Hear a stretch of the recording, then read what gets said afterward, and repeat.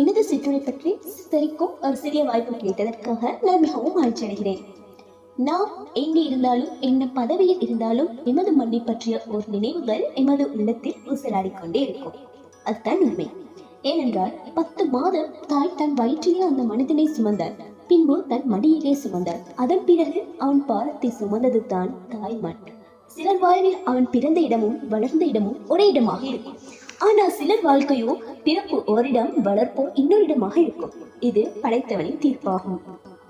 சரி, என்னடா இவள் இயற்கை பற்றிய வர்ணித்துக் கொண்டிருக்கிறாள், ஆனால் அந்த கிராமம் எங்க இருக்குதுன்னு சொல்லவே இல்லையே. இதோ உங்களின் உள்ளத்தில் இருந்து தொடுக்கப்பட்ட வினாவுக்கு விடை. அந்த வகையில நான் பிறந்து வளர்ந்த இடம் கனகேந்திர மடிகை. 500 வருடங்களுக்கு முன்னதாக கண்டி மன்னன் முஸ்லிம்களுக்கு வழங்கிய பரிசே மடிகை எனும் பூர்வீக கிராமம். இக்கிராமம் கண்டி மாவட்டம் மற்றும் குர்நாகல் மாவட்டத்தை இணைக்கும் ஒரு இணைப்பாக உள்ளது. இன்னொரு பக்கமாக பார்த்தால் கேகாலை மாவட்டத்தை அடையக்கூடிய குறுக்கு வழியாகவும் உதவுகிறது. 2 மலைகளுக்கு இடைப்பட்ட பிரதேசம் கணவாய். அந்த வகையில நம்ம கலகெதிரி கூட கணவாயாக திகழ்கிறது. பிரித்தானியர்கள காலத்துல போர் தடுப்பு முறைகளுக்கும் வியாபார போக்குவரத்துகளுக்கும் மத்திய நிலையமாகவும் நம்ம ஊர் காணப்பட்டது. இன்னும் சொல்ல போனா நம்ம ஊரை இப்போது ரொம்ப நகரமயமாக்கப்பட்டது. அதாவது மாடி கட்டிடங்கள், பாடசாலைகள், மைதானங்கள், போலீஸ் நிலையங்கள், நீதிமன்றம், வைத்தியசாலை, பிரதேச சபை, பள்ளிவாசல், விஹாரை, தேவாலயம், வங்கிகள், தபால் நிலையம் என எல்லாம் அமைய பெற்றும் கூட இன்னும் கிராமிய மண் வாசனை அழியாமல் இருப்பது நம்ம ஊரின் பெருமையை இன்னும் வெளிக்காட்டப்படுது. வயல்வெளி, மலைகள், காடுகள், ஆறுகள் என ஏராளம் காணப்படுகின்றன. அதிலும் திதுரு ஓயாவில் கலக்கக்கூடிய கிளையாரான குஸ்பத்து ஓயா முக்கிய பங்கு வகிக்கிறது. இன்னொரு முக்கிய விடயம் சொல்ல போனா குர்நாகல் மாவட்டத்துக்கும் கண்டி மாவட்டத்துக்கும் இடையில தண்டவாளம் இல்லை. அதுக்கு முக்கிய காரணமே நம்ம ஊரான கலகெதிரை. அது ஏன் தெரியுமா? கலகெதிரைக்கு அடையில ஊர்ந்து கொண்டு இருக்கும் ரகசிய ஆறு.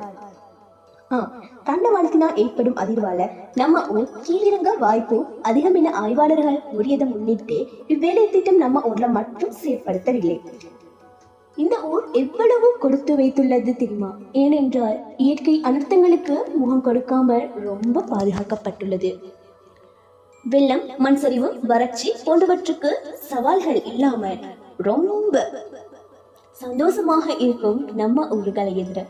அதிகாலையில எனும் போதே குருவிகளோட சத்தமும் இதமான காற்றும் மட்டுமே போதும் அன்றைய நாளை ரொம்ப நிம்மதியாக தொடங்குவதற்கு. அந்த வகையில இவையெல்லாம் தினமும் உணரும் நாம் பாக்கியசாலிகள் தான். அடடா, உள்ளத்தை கொள்ளையடிக்கும் காட்சிகள் தான் ஏராளம். சராசரியாக 750 குடும்பங்களை கொண்டுள்ளது. அதிலும் பல்லினங்களும் ஒற்றுமையாக வாழக்கூடிய கிராமம். புத்தாண்டு கொண்டாட்டம், ரம்ஜான், பொங்கல், கிறிஸ்துமஸ் என எல்லாவற்றையும் ஒன்றாக சேர்ந்து கொண்டாடி மகிழக்கூடிய ஒரு இடம். இன்னும் சொல்ல போனா இன வேறுபாடுகளை முற்றிலும் மற்ற பூர்வீக பூமி நம்ம கிராமம். பணக்காரர் ஏழை என்ற வேறுபாடுகள் கூட மிகவும் அரிது. விவசாயிகள், பயிர்செய்கள் மற்றும் ஏராளமான சுய தொழில்களை ரொம்ப ஈடுபாடு காட்டி அவர்களோட அடிப்படை தேவையை பூர்த்தி செய்வது மட்டுமல்லாமல் எல்லோரும் நல்லா இருக்க உழைக்கின்றனர்.